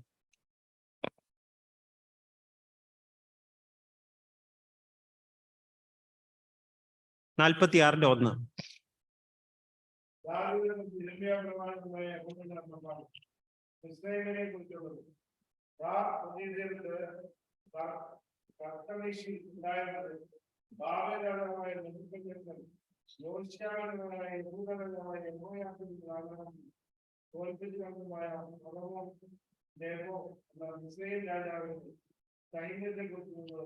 മതി, അത്രയും മതി. ഇവിടെ നമ്മള് ഒരു യുദ്ധത്തെ കുറിച്ചാണ് കാണുന്നത്. ആ യുദ്ധത്തെക്കുറിച്ച് യെരമ്യാ പ്രവാചകൻ താൻ പ്രവചിക്കുക. ഒരുപക്ഷെ യുദ്ധം നടന്നുകൊണ്ടിരിക്കുമ്പോഴോ അതിന് അടുത്തോ പ്രവചിക്കുന്നതായിരിക്കുന്ന ഒരു പ്രവചനമാണ് എന്ന് നമുക്ക് ചിന്തിക്കാനായിട്ട് സാധിക്കും. യെരമ്യാവിന് ഏതാണ്ട് 45 വയസ്സുണ്ട്. ഒരു യുദ്ധമൊക്കെ കഴിഞ്ഞുള്ളതായിരിക്കും പ്രായമായ യെരമ്യാവിനെ സംബന്ധിച്ചിടത്തോളം. താൻ ഈ പ്രവചനം പറയുക. ഈ പ്രവചനത്തിന്റെ ഇവിടെ പറയുന്നത്, ഇനി താഴോട്ട് വായിക്കുമ്പോൾ 13-ാം വാക്യത്തിൽ മിസ്രൈം ദേശത്തെ ബാബിലോൺ ജയിക്കുന്നതിനെ കുറിച്ചും അവിടെ രേഖപ്പെടുത്തിയിട്ടുണ്ട്. ഈ യുദ്ധം അത് ബാറ്റിൽ ഓഫ് കർക്കമീഷ് എന്ന് പറയുന്നതായിരിക്കുന്ന ഒരു യുദ്ധമാണ്. ആ യുദ്ധത്തിന്റെ പ്രത്യേകതയെ കുറിച്ച് പറയുന്നതിന് മുമ്പ് യഹൂദ ബാബേലിലേക്ക് അടിമകളായി പോകുന്ന ആ കാലഘട്ടത്തിൽ യഹൂദ ഒരു വാസൽ സ്റ്റേറ്റ് ആയിരുന്നു. വാസൽ സ്റ്റേറ്റ് എന്ന് വെച്ചാൽ ആശ്രിത രാജ്യം എന്ന് പറയും. ആശ്രിത രാജ്യം, വാസൽ സ്റ്റേറ്റ് എന്ന് വെച്ചാൽ VASSAL, വാസൽ സ്റ്റേറ്റ് എന്ന് വെച്ചാൽ ആശ്രിത രാജ്യം. ആശ്രിത രാജ്യം എന്ന് പറഞ്ഞാൽ ഒരു വലിയ രാജ്യത്തിന് കപ്പം കൊടുക്കുന്ന രാജ്യത്തെയാണ് ആശ്രിത സ്റ്റേറ്റ് എന്ന് പറയുന്നത്. പണ്ട് കാലങ്ങളിലൊക്കെ ഈ ചെറിയ രാജ്യം, നമുക്കറിയാം യഹൂദ എന്ന് പറയുന്നത് വളരെ കുഞ്ഞൊരു രാജ്യം അല്ലേ, ചെറിയ രാജ്യമാണ്.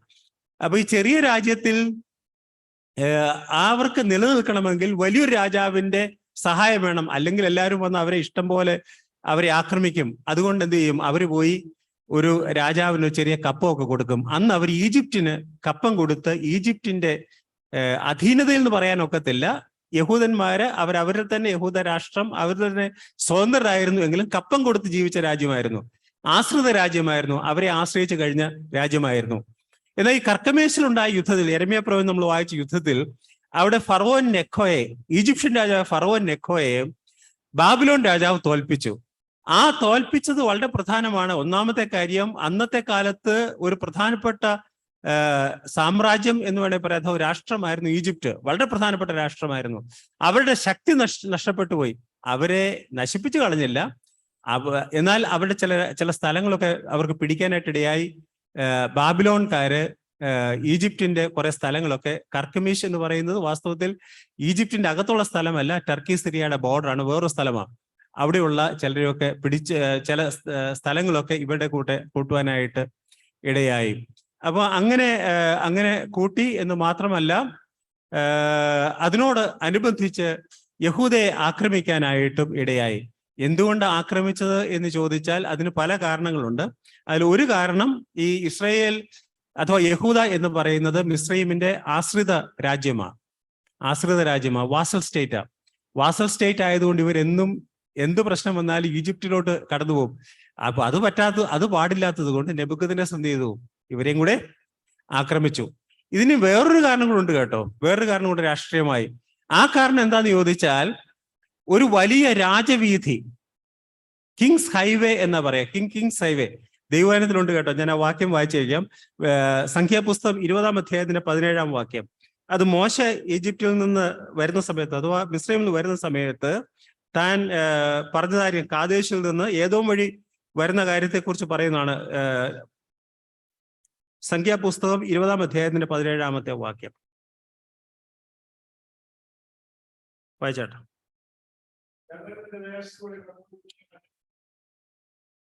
വായിച്ചോ.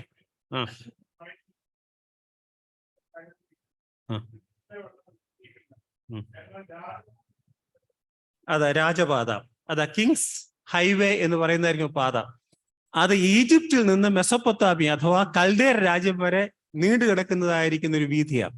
എന്ന് വെച്ചാൽ ഈജിപ്റ്റ് എന്ന് പറയുന്ന ആഫ്രിക്കൻ കോണ്ടിനെന്റ് ആണ് ഈജിപ്റ്റ്.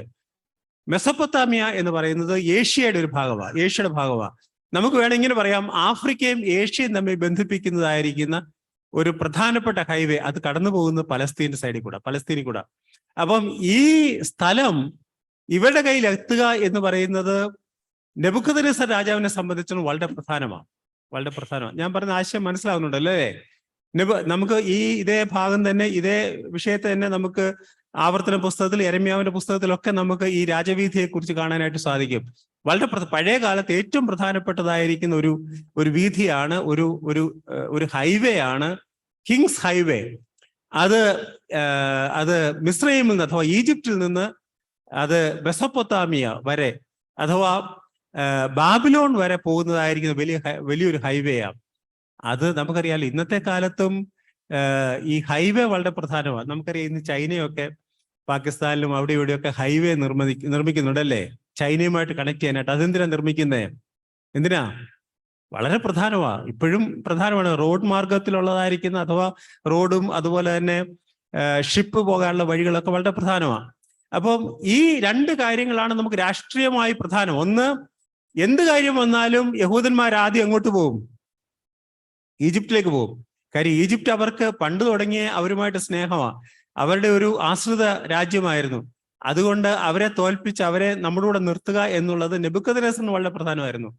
രണ്ടാമത് അതുവഴി പോകുന്നതായിരിക്കുന്ന ഒരു ഹൈവേ. എന്നാൽ അതോടൊപ്പം തന്നെ മതപരമായി ഒന്ന് രണ്ട് കാര്യങ്ങളുണ്ട് കേട്ടോ.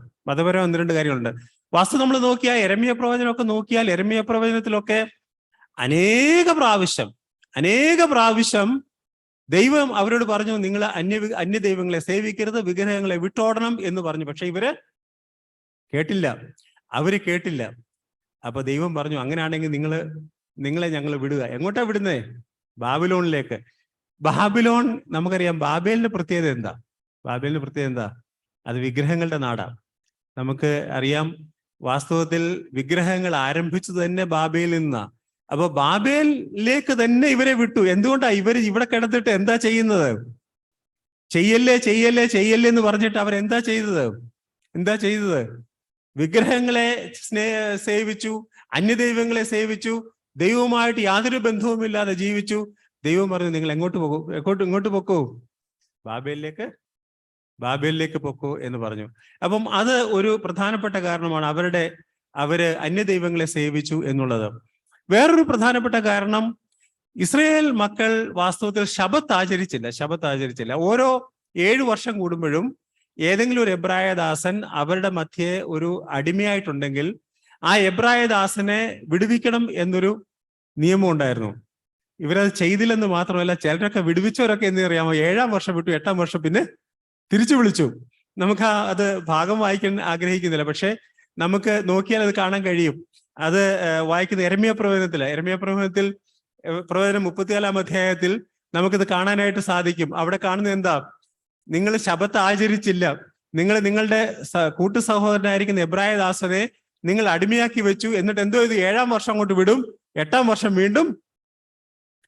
വീണ്ടും അടിമയാക്കും.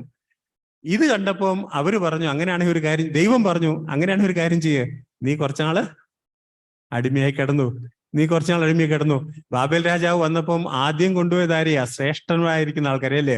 നിന്റെ ഇടയിൽ തന്നെയുള്ള നല്ലവരെ, നീ വലുതായെന്ന് കരുതുന്ന ആൾക്കാരെയൊക്കെ ബാബേൽ രാജാവ് വന്ന് കൊണ്ടുപോയി. നോക്കൂ, ദൈവത്തിന്റെ രീതി ഒന്ന് ആലോചിച്ച് നോക്കൂ. നമ്മള് ദൈവസന്നിധിയിൽ നമ്മൾ ദൈവത്തോട് ദൈവഹിതത്തിനനുസരിച്ച് ജീവിക്കുന്നില്ലെങ്കിൽ നമുക്ക് അതിൻ്റെതായിരിക്കുന്ന അനന്തരഫലം നമ്മൾ അനുഭവിച്ചേ മതിയാകത്തുള്ളൂ. നമ്മൾ വിചാരിക്കും വിശ്വാസികളായതുകൊണ്ട് അതിന്റെ ആവശ്യമില്ലെന്ന്. അങ്ങനെയല്ല കേട്ടോ, നമ്മളും അങ്ങനെ തന്നെയാ. ഞാനൊരു കാര്യം ചോദിക്കട്ടെ, കഴിഞ്ഞ ഇന്ത്യയെ സംബന്ധിച്ച് നമ്മളൊന്ന് ആലോചിച്ച് നോക്കൂ. കഴിഞ്ഞ ഇവിടെ ഇന്ത്യയില് ഏതാണ്ട് 200 വർഷത്തോളം ബ്രിട്ടീഷുകാർ ഭരിച്ചു അല്ലേ? ഭരിച്ചു. കേരളത്തിൽ തന്നെ ക്രിസ്ത്യാനിത്വം വന്നിട്ട് ഇപ്പൊ 100 വർഷത്തിലധികം ബ്രദറൻകാർ വന്നിട്ട്. കേരളത്തിൽ ക്രിസ്ത്യാനിത്വം വന്നത് വാസ്തവത്തിൽ തോമസ് സ്ലീഹായുടെ കാലത്ത് വന്നതാ. പക്ഷെ എന്നാലും കേരളത്തിൽ വേർപാടുകാർ തന്നെ വന്നിട്ട് ഇപ്പൊ എത്ര വർഷം? 100 വർഷത്തിലധികം. നമ്മളതൊക്കെ കഴിഞ്ഞ കുറെ വർഷം മുമ്പ് ആഘോഷിച്ചതാ. ഇപ്പോഴും ഇന്ത്യയിൽ 2.3%, 2.3% താഴെ ക്രിസ്ത്യാനികളെ ഉള്ളൂ. 2% ക്രിസ്ത്യാനികളെ ഉള്ളൂ. ഇന്ത്യയിൽ മുഗളന്മാർ ഭരിച്ചിട്ടുണ്ട്. ഇന്ത്യയിൽ മുഗളന്മാർ ഭരിച്ചിട്ട് ഇന്ത്യയിൽ ഇപ്പൊ എത്ര ശതമാനം മുസ്ലിങ്ങളുണ്ടെന്ന് അറിയാമോ? എത്ര ശതമാനമുണ്ട്? 15% മുസ്ലിങ്ങളുണ്ട്. അതുകൂടാതെ നമ്മൾ പാകിസ്ഥാൻ, ബംഗ്ലാദേശ്, പഴയ ഇന്ത്യ, ആദ്യത്തെ ഇന്ത്യ എല്ലാം കൂടി എടുത്താല് എത്രയാ? എനിക്ക് തോന്നുന്നു ഹിന്ദുക്കളുടെ അത്ര ഈക്വലന്റ് ആയിട്ട് മുസ്ലിങ്ങളുണ്ട്. അവർക്ക് ചെയ്തതുപോലെ നമ്മൾ ചെയ്തില്ല. അതുകൊണ്ട് എന്തോ ഉണ്ടായി? ഇപ്പൊ നമുക്ക് ചെയ്യാൻ ഒക്കുമോ? ഒക്കത്തില്ല. കാലവും സമയവും ദൈവം നമുക്ക് നൽകിയാൽ നമ്മളത് ഉപയോഗിച്ചില്ലെങ്കിൽ പിന്നെ നമുക്കത് സാധിക്കത്തില്ല. പിന്നെ നമ്മൾ ചെയ്യണം എന്ന് വിചാരിച്ചാലും സാധിക്കത്തില്ല. നമ്മുടെ ഭാഗത്ത് സാരമായിരിക്കുന്ന വീഴ്ച കഴിഞ്ഞ കാലങ്ങളുണ്ടായി. ബ്രദറൻകാരല്ല, ക്രിസ്ത്യാനികളുടെ ഭാഗത്ത് ഇവിടെ വന്ന് ബ്രിട്ടീഷുകാർ ഇവിടുത്തെ സാധനങ്ങളൊക്കെ കൊള്ളയിട്ടു. പക്ഷെ അവരാരെയും ക്രിസ്ത്യാനിയാക്കാൻ ആഗ്രഹിച്ചില്ല. കുറെ ആൾക്കാർ നമ്മുടെ നിന്ന് പോയതേ കാണത്തുള്ളൂ. കുറച്ച് മിഷണറിമാരൊക്കെ വന്നു എന്ന വസ്തുതയാണ്. പക്ഷെ ഈ ഭരണം വന്നത് കൊണ്ട് നമുക്ക് സാരമായിരിക്കുന്ന ബെനിഫിറ്റ് ഇന്ത്യയിൽ ക്രിസ്ത്യാനികൾക്ക് ഉണ്ടായി എന്ന് പറയാനില്ല. ഉണ്ടായില്ല എന്ന് പറയാനൊക്കത്തില്ല. പക്ഷെ അവർ വേണ്ടതെന്ന് തീരുമാനിച്ചു. പക്ഷെ മുഗളന്മാർ വന്നിട്ടോ അവർ ശരിക്ക് അവരുടെ റിലിജ്യൻ ചെയ്തു അല്ലേ? നമ്മളെ ഏൽപ്പിക്കുന്ന ശുശ്രൂഷ, നമ്മൾ ചെയ്യാൻ ഉദ്ദേശിക്കുന്ന കാര്യങ്ങൾ തക്ക സമയത്ത് ചെയ്തില്ലെങ്കിൽ നാളെ നമുക്ക് ഇങ്ങനൊരു അവസരം കിട്ടും എന്ന് നമ്മൾ വിചാരിക്കേണ്ട. കേരളത്തിലും കിട്ടത്തില്ല. വളരെ വേഗം തന്നെ കേരളത്തിൽ RSSും BJPയും അവരുടെ ഭരണം കൊണ്ടുവരും എന്നതിന് യാതൊരു സംശയമില്ല. അത് വരും. അതിന് നമുക്ക് യാതൊരു സംശയം ചിന്തിക്കുക പോലും വേണ്ട. നമുക്കറിയാം ക്രിസ്ത്യൻ രാജ്യങ്ങളിലൊക്കെ അവര് ഭരിച്ചതായിരിക്കുന്നല്ലേ. മിസോറാമിൽ എവിടെയാ മിസോറാമിലല്ലോ, എവിടെയാ? മണിപ്പൂരൊക്കെ അവിടെയല്ലേ ഭരിക്കുന്നത് എന്നെനിക്ക് തോന്നുന്നു. മണിപ്പൂർ അവരാ ഭരിക്കുന്നത്. ക്രിസ്തീയ രാജ്യമാ. പക്ഷെ എന്ത് ചെയ്യാനൊക്കും? അപ്പം അങ്ങനെയുള്ളതായിരിക്കുന്ന സാഹചര്യങ്ങൾ വരും എന്നുള്ളത് നമ്മൾ വിസ്മരിച്ചു പോകരുത്. നമുക്ക് ലഭിക്കുന്നതായിരിക്കുന്ന സാഹചര്യങ്ങൾ നാം ശരിയായ രീതിയിൽ ഉപയോഗിക്കേണ്ടത് വളരെ ആവശ്യമാണ്. ഈ പുസ്തകത്തെ വേദപഠിതാക്കൾ രണ്ടായിട്ട് തിരിച്ചാണ് പഠിക്കുന്നത്. ദാനിയേൽ പ്രവചനത്തെ രണ്ടായിട്ട് തിരിച്ചാണ് വേദപഠിതാക്കൾ പഠിക്കുന്നത്. ഒന്നാമത്തെ ദാനിയേൽ പ്രവചനത്തിന്റെ പ്രത്യേകത എന്ന് പറയുന്നത് സാധാരണഗതിയിൽ പഴയ നിയമം രേഖപ്പെടുത്തിയിരിക്കുന്ന ഏത് ഭാഷയിലാ മോളെ? അറിയാമോ? അറിയാമോ ഏത് ഭാഷയിലാ പഴയ നിയമം? പറ. എബ്രായ ഭാഷയിൽ. പഴയ നിയമം എബ്രായ ഭാഷയിൽ. പുതിയ നിയമമോ? എന്തോ? ഗ്രീക്ക് ഭാഷയിൽ. പുതിയ നിയമം ഗ്രീക്ക് ഭാഷയിൽ, പഴയ നിയമം എബ്രായ ഭാഷയിൽ. എന്നാൽ ദാനിയേൽ പ്രവചനം രേഖപ്പെടുത്തിയിരിക്കുന്ന വ്യത്യാസമുണ്ട്. ദാനിയേൽ പ്രവചനത്തിൽ ഒരു നല്ല ഭാഗം അരാമിക് ഭാഷയിലാണ് രേഖപ്പെടുന്നത്. അരാമിക് ഭാഷ എന്ന് പറയുന്നത് കൽദയരുടെ കാലത്ത് ഉള്ളതായിരിക്കുന്ന, എന്ന് വെച്ചാൽ ആ നാളുകളിൽ വളരെ പ്രചാരമുള്ളതായിരിക്കുന്ന ഭാഷയാണ് അരാമിക് ഭാഷ. കർത്താവിന്റെ കാലത്തും അരാമിക് ഭാഷയിലാണ്. വാസ്തവത്തിൽ ക്ലിയർ ഹീബ്രു അല്ല കർത്താവ് ഉപയോഗിച്ചത് അരാമിക് ഭാഷ തന്നെയാണ്. ഒരുമാതിരി അരാമിക് ഭാഷയാണ് ഉപയോഗിച്ചത്. ഇവിടെ കാണുന്ന ഈ പുസ്തകത്തിൽ ദാനിയേൽ പ്രവചനത്തിൽ രണ്ടാം അധ്യായത്തിന്റെ 4-ാം വാക്യത്തിന്റെ ആദ്യ ഭാഗം വരെ, 2-ാം അധ്യായത്തിന്റെ 4-ാം വാക്യത്തിന്റെ ആദ്യ ഭാഗം വരെ എബ്രായ ഭാഷയിലാണ് രേഖപ്പെടുത്തിയിരിക്കുന്നത്. 2-ാം അധ്യായത്തിന്റെ 4-ാം വാക്യത്തിന്റെ ആദ്യ ഭാഗം 2-ാം അധ്യായത്തിന്റെ 4-ാം വാക്യത്തിന്റെ ആദ്യ ഭാഗം വരെ. 2-ാം അധ്യായം 4-ാം വാക്യത്തിന്റെ 2-ാം ഭാഗം തുടങ്ങി 7-ാം അധ്യായത്തിന്റെ അവസാനം വരെ രേഖപ്പെടുത്തിയിരിക്കുന്നത് അരാമിക് ഭാഷയിലാണ്. ആ ഭാഷ പറഞ്ഞത് അരാമിക് എന്ന് പറയാം, അല്ലെങ്കിൽ ബിബ്ലിക്കൽ അരാമിക് എന്നും പറയും. ബിബ്ലിക്കൽ അരാമിക് എന്നും പറയും, അല്ലെങ്കിൽ അതിനെ കൽദയ അരാമിക് എന്നും പറയും. അപ്പം ആ ഭാഷയിലാണ് 2-ാം അധ്യായത്തിന് 4-ാം വാക്യം മുതൽ 7-ാം അധ്യായം വരെ രേഖപ്പെടുത്തിയിരിക്കുന്നത്. 8-ാം അധ്യായം മുതൽ 12-ാം അധ്യായം വരെ രേഖപ്പെടുത്തിയിരിക്കുന്നത് എബ്രായ ഭാഷയിലാണ്. അങ്ങനെ ഈ പുസ്തകത്തെ നമ്മൾ പഠിക്കുമ്പോൾ ചിലർ അങ്ങനെ ഡിവൈഡ് ചെയ്യും. ഭാഷയുടെ അടിസ്ഥാനത്തിൽ എബ്രായ ഭാഷ, അരാമിക് ഭാഷ എന്ന നിലയിൽ ഡിവൈഡ് ചെയ്യും. ചിലർ ഡിവൈഡ് ചെയ്യുന്നത് ആദ്യത്തെ 6 അധ്യായങ്ങൾ അത് സംഭവങ്ങൾ അല്ലെ. ആദ്യത്തെ 6 അധ്യായങ്ങൾ സംഭവങ്ങളാണ്. 7-ാം അധ്യായം മുതൽ പ്രവചനമാണ്. അപ്പൊ രണ്ടായിട്ട് നമുക്ക് ഈസിയായി ഡിവൈഡ് ചെയ്യാൻ നോക്കും, സംഭവങ്ങളും പ്രവചനങ്ങളും. 6-ാം അധ്യായം നമുക്കറിയാം ദാനിയേൽ സിംഹക്കുഴി വീഴുന്ന അവസ്ഥയാണ്. അവിടെ കൊണ്ട് സംഭവങ്ങൾ തീർന്നു. പിന്നെ 7-ാം അധ്യായം മുതൽ ദാനിയേലിന്റെ കാലത്തുണ്ടായിരുന്ന പ്രവചനമാണ്. പക്ഷെ പിൽക്കാലത്ത് നമ്മെ സംബന്ധിച്ചിടത്തോളം അതിൽ പലതും നിറവേറ്റപ്പെട്ടു എന്നുള്ളതാണ്. അപ്പം പ്രവചനമാണ്. പക്ഷേ നമുക്ക് വേണമെങ്കിൽ മൂന്നാമതൊരു ഡിവിഷനോടെ കൊടുക്കാം. എങ്ങനത്തെ ഡിവിഷനാണെന്ന് അറിയാമോ? നമ്മൾ വെളിപ്പാട് പുസ്തകം 1-ാം അധ്യായത്തിൽ വെളിപ്പാട് പുസ്തകം ഡിവൈഡ് ചെയ്യുന്നത് എങ്ങനെയാ? വെളിപ്പാട് പുസ്തകത്തെ കുറിച്ച് വെളിപ്പാട് പുസ്തകം ഡിവിഷൻ എങ്ങനെയാ? 1-ാം അധ്യായത്തിന്റെ 19-ാം വാക്യം വായിച്ചേ.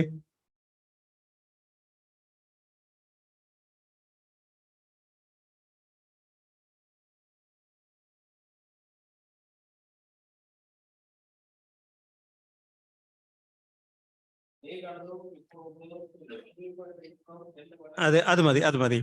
നീ കണ്ടതും ഇപ്പോൾ ഉള്ളതും ഇനി സംഭവിപ്പാനിരിക്കുന്നതും. ആ രീതിയിൽ തന്നെ നമുക്ക് ഈ ദാനിയേൽ പ്രവചനം ഡിവൈഡ് ചെയ്യാൻ സാധിക്കും. നീ കണ്ടത് എന്ന് പറയുന്നത് അന്ന് സംഭവിച്ചത്, ഇപ്പോൾ ഉള്ളത് എന്ന് പറയുന്നത് ദാനിയേൽ പ്രവാചകന്റെ കാലത്ത് പ്രവചനമായിരുന്നു. പക്ഷെ നമ്മെ സംബന്ധിച്ചിടത്തോളം കഴിഞ്ഞുപോയ സംഭവങ്ങളാണ്. വാസ്തവത്തിൽ ദാനിയേൽ പ്രവചനം എഴുതുന്നത് 6-ാം നൂറ്റാണ്ടിലാണ്. എന്ന് വെച്ചാൽ BC 605-നും 535-നും ഇടയിലാണ് ഈ പ്രവചനം എഴുതുന്നത്, ദാനിയേൽ പ്രവചനം എഴുതുന്നത്. അപ്പൊ ഈ കാലയളവിന് ശേഷം BC 535-ന് ശേഷം, ക്രിസ്തുവിന് 535 വർഷത്തിന് ശേഷം, ക്രിസ്തുവിന് ഒരു 100 വർഷത്തിന് മുമ്പ് വരെ, ഏതാണ്ട് 167-ലാണ് അന്ത്യോക്യസ് എപ്പിഫാനസ് എന്ന് പറയുന്ന രാജാവ് യെരുശലേമിനെ ആക്രമിക്കുന്നത്. അന്ത്യോക്യസ് എപ്പിഫാനസ് 167 BC-യിൽ. അപ്പം അതുവരെയുള്ളതായിരിക്കുന്ന ആ കാലഘട്ടം നമുക്ക് വേണമെങ്കിൽ നീ കണ്ടത് എന്ന് വേണേൽ പറയല്ലോ. നീ കണ്ടതും ഇപ്പോൾ ഉള്ളതും ഇനി സംഭവിക്കാനിരിക്കുന്നത് എന്ന് പറയുന്നത്, ഇനി സംഭവിക്കാനായിട്ട് ഇവിടെ ഈ പുസ്തകത്തിൽ രേഖപ്പെടുത്തിയിരിക്കുന്ന അന്ത്യക്രിസ്തുവിനെ കുറിച്ചും ഒക്കെ ഉള്ളതായിരിക്കുന്ന വിഷയങ്ങൾ. നമുക്ക് അങ്ങനെ വേണമെങ്കിലും ഈ കാര്യം നമുക്ക് ഡിവൈഡ് ചെയ്യാനായിട്ട് സാധിക്കും. 2-3 കാര്യങ്ങൾ മാത്രം 2-3-4 മിനിറ്റ് കൊണ്ട് പറഞ്ഞ് നമുക്ക് 8:15 നമ്മുടെ മീറ്റിംഗ് അവസാനിപ്പിക്കണം എന്നാണ് നമ്മൾ ആഗ്രഹിക്കുന്നത്. അതുകൊണ്ട് സമയം കിട്ടിയില്ലെങ്കിൽ നമ്മൾ കണ്ടിന്യൂസ് ആയിട്ട് അടുത്ത ആഴ്ച കുറച്ച് കാര്യങ്ങൾ പറയാൻ കാണും. അത് കഴിഞ്ഞിട്ട് പിന്നെ നമുക്ക് 1-ാം അധ്യായത്തിലേക്ക് കടക്കുവാനായിട്ട് കഴിയും. ദാനിയേൽ പ്രവചനം ആരെഴുതി എന്നുള്ളതാണ്. അതിനെക്കുറിച്ച് ഒരുപാട് പ്രശ്നമുണ്ട് കേട്ടോ. വിശ്വാസികളായ നമ്മൾ വിശ്വസിക്കുന്നത് ദാനിയേൽ പ്രവചനം ദാനിയേൽ എഴുതി എന്നുള്ളതാണ്. കാര്യം എന്തുകൊണ്ടാന്ന് ചോദിച്ചാൽ കർത്താവായ യേശു ക്രിസ്തു താൻ തന്നെ പറഞ്ഞു ദാനിയേൽ പ്രവാചകനെ കുറിച്ച്. അപ്പൊ നമുക്ക് യാതൊരു സംശയവും ഇല്ല. പക്ഷേ മറ്റു പലരും അതങ്ങനെ വിശ്വസിക്കുന്നില്ല എന്നുള്ളതാണ് കാര്യം. എന്തുകൊണ്ടാണെന്ന് ചോദിച്ചാൽ ആദ്യത്തെ 6 അധ്യായങ്ങളിൽ ദാനിയേലിനെ വിളിക്കുന്നത് ഹി എന്ന, അവൻ എന്നാണ് വിളിക്കുന്നത്. നമ്മൾ മലയാളത്തിൽ അങ്ങനെ കാണത്തില്ല. ഇംഗ്ലീഷ് ബൈബിളിലും അതുപോലെ ഹീബ്രു, അരാമിക് ഒറിജിനൽ ലാംഗ്വേജിലും ദാനിയേലിനെ സംബോധന ചെയ്തിരിക്കുന്നത് ഹി എന്ന. 1-2 വാക്യങ്ങൾ ഞാൻ വായിച്ച് നിങ്ങളെ കേൾപ്പിക്കാം. 2-ാം അധ്യായത്തിന്റെ 15-ാം വാക്യം വായിച്ചാട്ടെ. പെട്ടെന്ന് വായിക്കണം കേട്ടോ, നമുക്ക് സമയമില്ലാത്തതുകൊണ്ട്.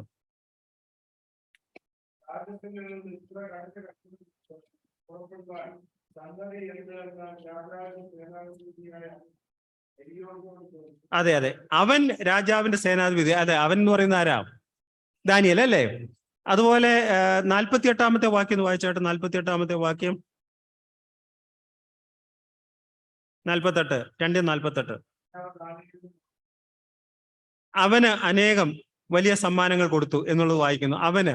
അതുപോലെ 5-ാം അധ്യായത്തിൽ നമുക്ക് ധാരാളം വാക്യങ്ങൾ കാണാൻ കഴിയും. മലയാളത്തില് വാസ്തവത്തിൽ ഒരുപാട് നമുക്ക് അങ്ങനെ ഹി എന്ന് കാണുന്നില്ല. പക്ഷേ ഇംഗ്ലീഷിലും മറ്റു ലാംഗ്വേജിലും ഒരുപാട് സ്ഥലത്ത് എവിടെയൊക്കെ ദാനിയേലിനെ കുറിച്ച് പറയുന്നിടത്തെല്ലാം ഹി എന്ന. ഉദാഹരണത്തിന് 5-ാം അധ്യായത്തിൽ ഒരു വാക്യം കൂടെ വായിക്കാം. 5-ാം അധ്യായം 29-ാം വാക്യം. അതെ, അവൻ അത്രയും മതി. അവൻ. അങ്ങനെ നമുക്ക് നോക്കിയാൽ അവിടെയൊക്കെ കാണാം. ആദ്യത്തെ 6 അധ്യായങ്ങളിൽ ദാനിയേലിനെ വിളിച്ചിരിക്കുന്നത് എന്താ? ഹി എന്നാ വിളിച്ചിരിക്കുന്നത്. അപ്പൊ നമ്മൾ സാധാരണ ഇത് ചിന്തിച്ചു പോകും, ഇത് ദാനിയേൽ എഴുതിയതല്ലെന്നല്ലേ? അങ്ങനെയല്ലേ ചിന്തിക്കത്തുള്ളൂ. ഒരാളെ കുറിച്ച് ഞാൻ എന്നെ കുറിച്ച് പറയുമ്പോൾ ഹി എന്ന് പറയുമോ, അവൻ എന്ന് പറയുമ്പോൾ പറയത്തില്ല. നമ്മൾ സാധാരണ നമ്മളെ കുറിച്ച് പറയുമ്പോൾ ഞാൻ എന്നേ പറയത്തുള്ളൂ. 7-ാം അധ്യായം മുതൽ അവസാനം വരെ ദാനിയേലിനെ വിളിക്കുന്നത് ഞാൻ എന്നാ. ഉദാഹരണത്തിന് നമ്മൾ 7-ാം അധ്യായം 2-ാം വാക്യം പെട്ടെന്ന് പറഞ്ഞു. 7:2 മതി. ഞാൻ രാത്രിയിൽ. 8-ാം അധ്യായത്തിൽ 1-ാം വാക്യം ദാനിയേൽ എന്ന എനിക്ക്, അത്രയും മതി. 9-ാം അധ്യായത്തിൽ 2-ാം വാക്യം ദാനിയേൽ എന്ന ഞാൻ. അപ്പം നമ്മൾ 7-ാം അധ്യായം നോക്കിയാൽ മുഴുവൻ എന്താ? ദാനിയേലിനെ വിളിക്കുന്നത് എങ്ങനെയാ? ഞാൻ എന്നാ പറയുന്നത്. 6-ാം അധ്യായം വരെ ദാനിയേലിനെ കുറിച്ച് പറയുന്നതാ അവൻ എന്നാ പറയുന്നത്. അപ്പൊ സാധാരണഗതിയിൽ ഒരാൾ വിചാരിച്ചു പോകും ഇത് 2 പേരെ എഴുതുന്നല്ലേ, ഒരാൾ എഴുതുന്നത് നമ്മൾ വിശ്വസിക്കത്തില്ല. പക്ഷേ നമ്മൾ പൂർണ്ണമായിട്ട് വിശ്വസിക്കുന്നത് ഇത് ദാനിയേലാണ് ഇത് മുഴുവൻ എഴുതിയത് എന്നുള്ളതാണ്. ചിലർ വിചാരിക്കുന്ന ആദ്യത്തെ 5 അധ്യായങ്ങൾ അഥവാ 6 അധ്യായങ്ങൾ വ്യത്യസ്തരായിരിക്കുന്ന വ്യക്തികൾ എഴുതി, പിന്നത്തേത് ദാനിയേൽ എഴുതി എന്നൊക്കെ വിശ്വസിക്കുന്നുണ്ട്. നമ്മൾ അതങ്ങനെ വിശ്വസിക്കുന്നില്ല.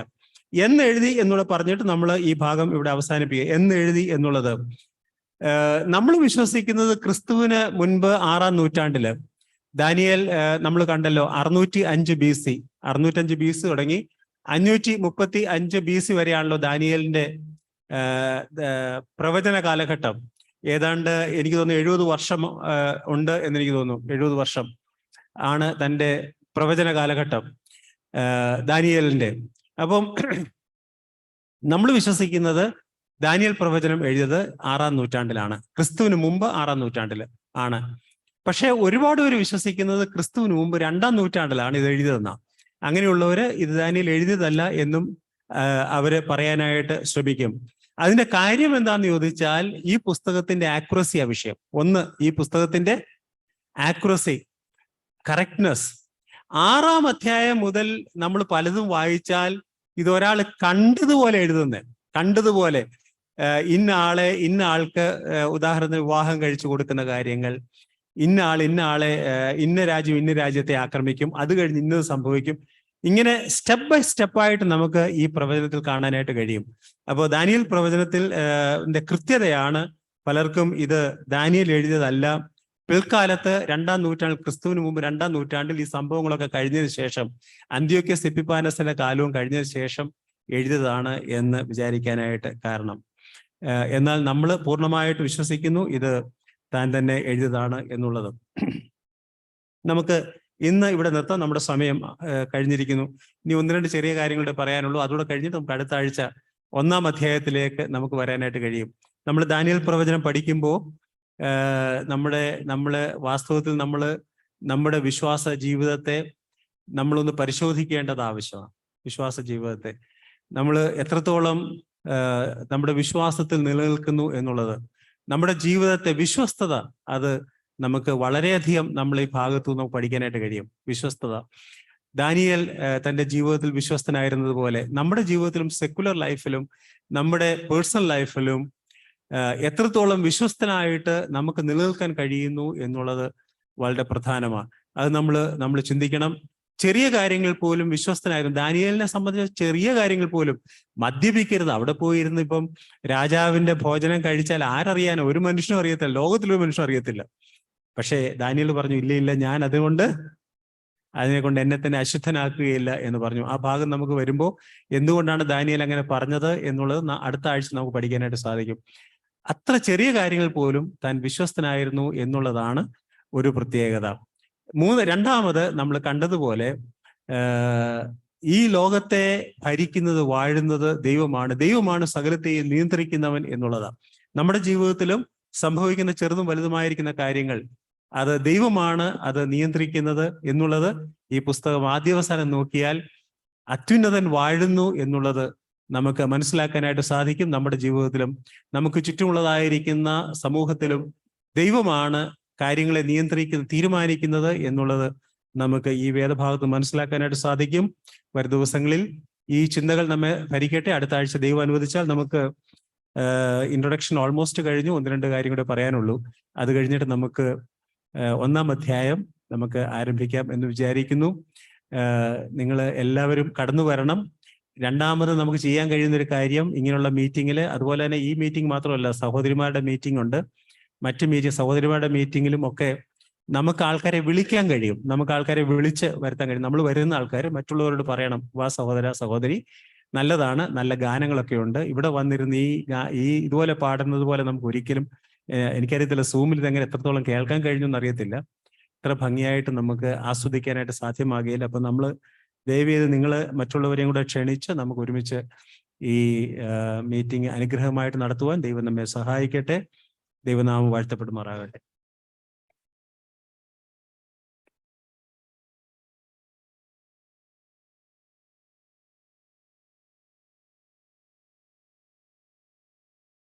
നമുക്ക് പ്രാർത്ഥിച്ച് ഇന്നത്തെ ക്ലാസ് അവസാനം. വാഴ്ത്തപ്പെട്ട സ്വർഗീയ പിതാവേ, മനോഹരമായ സന്ധ്യയുടെ സമയത്തിനായിട്ട് നന്ദിയോടെ സ്തോത്രം. നിങ്ങൾക്ക് നൽകി തന്ന ഈ നല്ല സന്ധ്യയ്ക്കായിട്ട് നന്ദിയോടെ സ്തോത്രം. കർത്താവെ, തിരുസന്നിധിയിൽ അവിടുത്തെ വചനം പഠിക്കുവാൻ അവിടുത്തെ മക്കളായിരിക്കുന്ന ഞങ്ങൾക്ക് സഭയായിട്ട് 6 മാസത്തിന് ശേഷം കർത്താവെ സഭാഹോളിൽ തന്നെ ഒരുമിച്ച് കൂടുവാൻ സ്വർഗം അവിടുന്ന് കാണിച്ച കരുണയ്ക്കായി സ്തോത്രം. അവിടുന്ന് ഞങ്ങളുടെ സഹോദരന്മാരുടെ ഹൃദയങ്ങളോട്